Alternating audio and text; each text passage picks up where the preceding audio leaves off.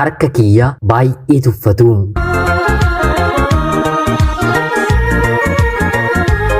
Yeroodhaaf maqaa kiyya himachuun barbaadu kanan dhaladheetti guddadhee jiituu magariituu Oromiyaa keessatti barnoota kiyyallee kutaa 1-5tti baradheen ture. Haa ta'uutii garuu sanaan booddee barachuuf carraa hin arganne. Jireenyi karaa fi daandii feeterra nama fudhattee deemti mitire. Anaanis ijoollummaadhaan gara ani barbaadutti otoo hin taane gara ani hin barbaannetti na kaachisuu na konkolaachisuu eegalte. Dhaladheeraatii haadhaaf abbaan qabaa. Haatii fi abbaan koo anaan jalqaba irratti godhatanii anatti aananii immoo waggaa 2 booda obboleessa tokko naaf dabalanii sanaan booddee garuu ofiifuu addunyaa kanarra jiraachuu hin dandeenye. Haatii fi abbaan koo wal jaallatanii gaa'ilaan mana tokko keessa waliin jiraachuu jalqabanis haa ta'uutii garuu yeroo booddee hariiroon isaanii bareedaa hin turre. Nagaatu gidduu isaaniitii dhibeetu hin taane deemmachuu yookiin immoo hanna gaa'ela irratti taasifamutu mana keenya ture. Abbaan kiyyaa hojjetaa mootummaadha. Otuu hojjetaa mootummaa hin ta'in dura immoo loltuu mootummaa dargii ture. Hojiidhaan jijjiiramee naannoo keenya dhufeeti haadha kiyya naannoo sanaa fuudhee waliin jiraachuu jalqabeera. Inni nama naannoo biraati. Haati kiyya immoo bakkuma jiraatanitti dhalattee guddatte. Namoota hedduu fira aantee abbaa kiyya caalaa haadha kiyyatu naannoo sanaa qaba. Baadiyyaa haa ta'aniyyuu malee abbaan koollee naannoo sanaa firoottan ni qaba. Maarree abbaan kiyya ganama bahee galgala irbaataaf gara manaatti gala. Itti gaafatamummaan hojii isaa biizii waan isa godhuuf guyyaa guutummaa guutuutti manatti hin argamu. Maarree egaa yeroo umriin koo waggaa 4 ta'urraati kaasee waan tokko mana keenya keessatti yeroo ta'u nan yaadadha. Kunis abbaan koo yeroo manaa bahu haati kiyya dhiira biraa mana fiddee siree abbaa koo waliin ciisturra nama sana waliin ciisti. Tarii daa'imanaan jedhanii ana biratti uffata qullaa ofirraa baasanii wantoota garaagaraa na fuulduratti raawwatanis haa ta'uutii garuu wantin yeroo sanan argee haga har'aatti suuraadhaan kaasi otoo naan jettanii sirriitti hin kaasaa. Hin beektu dhiisishee jechoota jedhu fayyadamu. Ana qofaa miti obboleessi koollee inni quxisuun dhalateera. Yeroo haati kiyyaa fi namni ormaa suni sireerra wal qabatanii ciisan obboleessi kiyya hin beeku waan ta'eef gidduu isaanii deemee galaa. Baay'ees isaan rakkisa ture. Haati kiyya qabi obboleessa kee jettee baay'ee natti dheekkamti. Wanti kun sirrii akka hin taane uumamtiyyuu sammuu koo keessatti natti himaam. Haa ta'uutii garuu waanuma godhamuu qabu gochaa jirti haati kiyya jedhee yaadeen eenyuttiyyuu hin dubbadhu. Haati kiyyas baay'ee na akeekkachiisti. Yoon akka tasaallee mana keessatti maqaa nama sanaa waame haati kiyya lamuu lammataa mana kana keessatti maqaa nama kanaa waamtee jennaan sinajjeesanaan jettee hin reebdi. Baay'ee ulfaataa ture. Bara 1992 haga bara 1997tti gochaa kana mana keenya keessatti nan argaam. Haa ta'uutii garuu bara 1997 yeroo umriin koo waggaa 8 guutu haati koo dhukkubsattee baatii 2 sireerra ciistee lubbuun ishee yeroo darbu abbaan kiyya utuma haati kiyya dhukkubsatte isheen boqottee baatii 1 fi torbee 2 booddee addunyaa kanarraatii lamaan isaaniiyyuu darbanii. Balleessaan cubbuun haati kiyya mana keenya keessatti raawwatte lubbuu ishees lubbuu abbaa koos dabarsee fudhate. Kanarratti kan dhaabbate miti. Tarii dhukkubni isaanii dafee akkanatti walirratti ajjeesuu kan danda'e dhukkuba HIV/AIDS ta'uu ni danda'a jedhamee erga abbaan kiyya boqotee anaa fi obboleessa kiyyaa mana yaalaa nu geessanii nu ilaalchiisanii akkuma shakkan vaayirasiin HIV/AIDS anarraa dhibus haa ta'uutii garuu dhiiga obboleessa kiyya quxisuu keessatti argame. Akka waan beekuu umrii sanatu baay'ee natti dhagahame. Qoricha fudhachuudhaaf umriin isaan geenye jedhame. Sanaan booddee obboleessi kiyya qaba waan na ta'eef anarrallee hin mul'anne malee jira jechuun firoottan ollaan hundumtuu na shakkanii. Shakkuu qofa miti. Silaa haadhaaf abbaan keenyi boqotaniiru mitire. Firoottan ofitti nu fudhachuu nu guddisuu qabu mitire. Haa ta'uutii garuu dhukkuba isaanii vaayirasii isaanii nuttillee dabarsu jechuun gadda maatii keenyaa otoo hin beekiin guyyaa 3 booda dunkaanni abbaa kiyyaaf dhaabbate ka'ee warri haadha kiyyaa fi warri abbaa koo isheen guddoodha nyaata dhugaatii haa hojjettu amma jabaatteetti malee ofitti hin fuunu jedhanii walii galanii anaa fi obboleessa kiyyaa mana tokko keessaa waliin jiraachuu eegallee. Dhugaa dubbachuuf baay'ee ulfaataadha. Umrii kanatti balbala cufachuun beekanii nyaata hojjetachuun baay'ee ulfaataa. Maalis ta'e nama kana godhaa jedhu nama barbaachisaa. Haa ta'utii garuu jireenyi wanta nama hin barsiisne hin qabdu. Ofii kiyyaafis obboleessa kiyyaafis nyaata hojjedheen ofii kiyyas mana barnootaatti hin deema innillee haa oolu jedhamee haati kiyya mana barnootaa galchitee waan turteef mana barnootaa fuudheen deema. Namni hundi nu argu hidhee nutti xuuxa. Darbe immoo ijoollee kanatti ijoollee keessan hin butiinaa jedhamee mana barumsaatti adda fuudhamna. Si'a hedduu dhufanii namoonni buufata fayyaa dhiiga kiyyaa ilaalaniiru. Haa ta'utii garuu jala muranii dhukkuba kana hin qabdu jechuu hin dandeenye. Ammaaf irratti hin mul'anne. Obboleessi ishee qabamee isheen immoo akkamittiin hin qabamne dhokateeti malee jechuun shakkii nurra kaa'anii. Kanaan obboleessa koo waliin jiraachuu ittiin fufee kutaa lamatti darbee kutaa sadiitti yeroo darbu obboleessi kiyyallee yeroo ani umrii koo waggaa 11 na jalaa dhukkubsatee firoottan kiyya waameen obboleessi koo dhukkubsateera mana yaalaa naaf geessaa yeroon jedhuuni isaan mana yaalaa geessanii maallaqa fixuun maaliif barbaachise akkuma warra isaa innis ni du'a jedhani ooleen bulle naannoo torbee 3 obboleessi kiyyallee dhukkubsatee addunyaa kanarraa darbee yeroo kana maatiin dhabee inni ana maddii tulellee na biraatii duuti fudhattee amma qofaa kiyya mana keenya mana haadhaaf abbaa kooti nafee manni isaa onadhaa ani dubartiidhaa baay'ee rakkadhee obboleessi koo du'ee awwaalamee guyyaa 2 booda mana keenya namni tokkollee hin turre ana qofaa kootu manatti hafee ammas firoottan abbaa kiyyaa fi haadha kiyyaa walitti qabamanii mana kanatti waan barbaadde si gargaarraa hin rakkattu ijoollee keenyatti si daballee garuu sin guddisnu jedhanii jala muranii natti himanii baay'een gaddee baay'een boo'ee mana haatiif abbaan koo ijaarratan dhiiseen mana namaa nagalchaa jedheen kadhachuu jalqabee. Haa ta'utii garuu mana nama tokko yeroon galu namni na beeku wanta magaala sana keessaan dhibneef dhiisaa dafaa mana keessanii baasaa haati abbaan obboleessi ishee dhukkuba HIV/AIDSiin du'aniiru isheen illee qabaachuu waan dandeessuuf firoottan ishee qabeenya qabanillee ofitti ishee fudhachuudhaaf eeyyamamoo hin taane jechuun manan gale mana 2 mana 3 keessaa torbee tokkollee otoo hin hojjetiin na baasanii mana adaadolii koo mana eessumoolii koo yeroon deemu ijoollee isaanii faana akka ani hin taphanne na dhorku nyaatallee hin naaf kennu yoo ta'e adda na fuudhanii qofaatti naaf kennu kan kee hin beekamu warri kee qabamanii ati otoo hin qabamin akkamitti hafte jechuun shakkii isaanii guyyaa guyyaadhaan natti dubbatu anis waan isaan natti dubbatan guyyaa guyyaadhaan waan hin fudhadhuuf shakkii isaaniis dhuguma jedheen nan fudhadhaa ni dhokate malee vaayirasiin kuni tarii dhiiga kiyya keessa ni jira jedheen ofiin shakkaa ta'us garuu deemeen yeroon ilaalamu homtuu dhiiga koo keessa hin jiru obboleessi kiyya du'ee baatii 3 yeroon gunne keessatti naannoo mana 4 galuudhaan jijjiireera deebi'een mana haadhaaf abbaa koo baneen keessa jiraachuu keessa bulu eegalee akkan qofaa kiyya galu qofaa kiyya bulu namoonni dargaggoonni naannoo sanaa waan na beekaniif na gudeeduuf 2-3 ta'anii ana bira dhufu haa ta'utii garuu ifaaf ifatti ani dhukkuba HIV/AIDSiin qabaa natti hin siqinaa yoo natti siqxan ciniinnaadhaan illee ni ta'a dhiiga kiyya isinittiin dabarsaa jedheen sodaachisaa waggaa 1 ol qofaa koo mana keessan jiraadhe sanaan booddee barnootas dhaabee waan tan jiruuf magaala kanoo nama ta'ee jiraachuu hin danda'u gara magaala biraa deemeen yoo na hojjechiisan manuma namaallee deemeen nan hojjedha jedheen maallaqa akka naaf kennaniitiif immoo adaadolii koo eessumoolii koo na dhukkubeeraa mana yaalaa na geessaan jedheeni isaan akka yaada isaaniif torbee 2 yookiin immoo baatii 2 booddee ni duuti jedhanii waan yaadaniif maallaqa sana naaf kennanii maallaqa sana fudheen fira nama hin beeku bakka hin jirre gara magaalaa Finfinneetti imala koo raawwadhe Finfinnee deemeen firan beeku garatti hin galagalu hin qabu haa ta'utii garuu peestaala uffata kiyyattiin godhee qabadheen naannoo buufata konkolaataa Aaskoo hanga galgalaatti taa'umsa tokko irra taa'e yeroo galgalaa'u warri abbaa taa'umsaa taa'umsa isaanii irraa na kaafatanii manatti ol galchanii ani daandii marra peestaala qabadheen dhaabbachuu jalqabe baay'ees wantan sodaadheef ijoolleen dhiiraa obboleetti garam deemta siree barbaaddaa dhiira barbaaddaa jiraadha jechuun na qoccolaa na rakkisaa waan na jiraniif dubartiin daandii irra deemtu tokko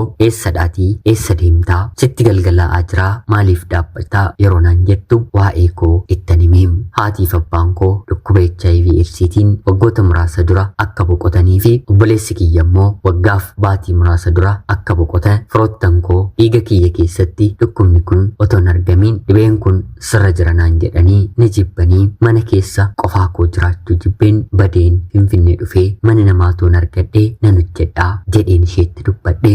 Akka tasaa ta'ee dubartiin kun narsiingii dubartii barattedha. Bor deemeen si ilaalchisaa yoo dhuguma fayyaa taate dhibeen kun dhiiga kee keessa hin jiru yoo ta'e mana koo jiraattaa ijoollee koo naaf eegdaa anuu naman barbaadaa nama barbaadeen nan dhabeera naan jetteem. Baay'ee gammadeen waliin galeem mana isheetti na fudhattee galteem nyaata na nyaachisteem qaama kee dhiqadhu naan jettee bakka qaama dhiqannaa na argisiisteem uffata kan ishee naaf kennitee kanatti jijjiirradhu naan jetteem na jajjabees naannoo halkan toora sa'a lamaa yeroo ta'u abbaan manaan ishees dhufee eenyudha eessaa fidde jedhee na gaafatee innis na jajjabeessuu jalqabee. Dhukkubni kun dhiiga kee keessa yoo jiraate illee haala ittiin si jajjabeessinu ni barbaanna malee bakkeetti sin gannu naan jedhanii firri aanteen koo bakka nagatetti ormi immoo sin dhiisnu haala siif mijeessina naan jedhanii. Halkan sun halkan abdii jireenyaa naaf taatee naaf bari'ee ganamaan mana yaalaa bakkuma ofii hojjettu na fudhattee deemtee cireena affeertee waan tokkoyyuu hin sodaatiin yoo fayyaa taates yoo dhukkubsachuu taates bara kana dawwaan qorichi waan jiruuf hinuma jiraatama naan jettee ilaalameen rabbi na gargaaree dhibee kanarraatii guutummaa guutuutti bilisan ta'ee wantoota biraallee dhukkubbiin yoo narra jiraate laaboraatooriitiin na ilaashistee guutummaa guutuutti fayyaa koodhaam. Xiqqoo hir'ina dhiigaa qofatu dhiiga koo keessa jiraam inni immoo hanqina nyaataatiin kan ka'edhaam. Guyyaatti takkaa yoo nyaadhellee qofaa koo yoo hin jiraadhu baay'ee gaariidhaam. Jalqaba hojjedhee nyaadhu sababiinsaa immoo baay'ee na jibbisiisaam. Manuma keessatti abidda qabsiisuun baay'ee natti ulfaataam. Haadha koo abbaa koo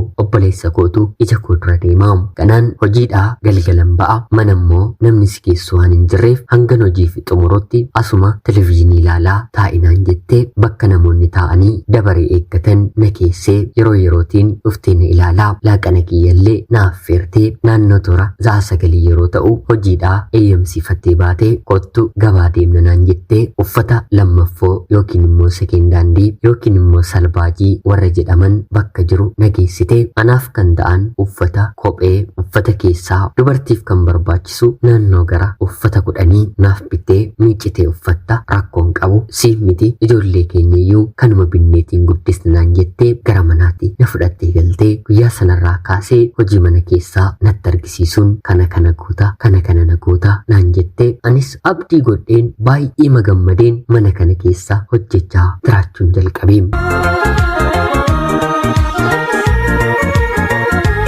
Yeroon mana kana jiraachuu jalqabu ijoollee lama qabu. Tokko reefuu waggaa 7 fixa. Isheen lammataa dubartiin immoo waggaa 3 fixxi. Ati nu waliin walii galtee tasgabbooftee kan jiraattu yoo ta'e barnoota keellee barachuu ni dandeessa jechuun abdii naaf kennanii. Haa ta'uutii garuu adaadolii koo eessumoolii koo biyya jiranitti gaggeessaa barnootaa naaf ergaa barnoota asittiin baradha jedhee si'a meeqa itti bilbilus haa ta'uutii garuu naaf erguu didanii irra deebiin barnoota galgalaa kutaa tokko galeen barachuu jalqabee. Barsiisonni mana barumsaa sanaas gaggeessaa yoo fidde qofa si keessummeessuu dandeenya kanaan ala kutaama tokko jalqabdanaan jedhanii sanaan otuman jibbuu waggaa 3 baradhee. Haati manaa kun daa'ima sadaffaa deessee jennaan ofillee haadhaan qabdu jechuun erguma jabaattee jalaa boqotteetti akka haadhaa ta'een ishee wal'aaneen dhiiga isheerraa dhiqeen mucaa ishee kunuunseefiin akka hojjettuu manaatti otoo hin taane akka isheen haadha taate haadha ta'eefiin wal'aaneen sireerraa kaasee yeroo ijoollee ishee lamaan deesse kana duratti baay'ee miidhamtee turte. Haa ta'uutii garuu si'a kana amma nyaata garaa garaatti kennaa otoo nuffiin ani siif jira jedhee abdii ta'aa fi wal'aaneen ishee kaafadhe.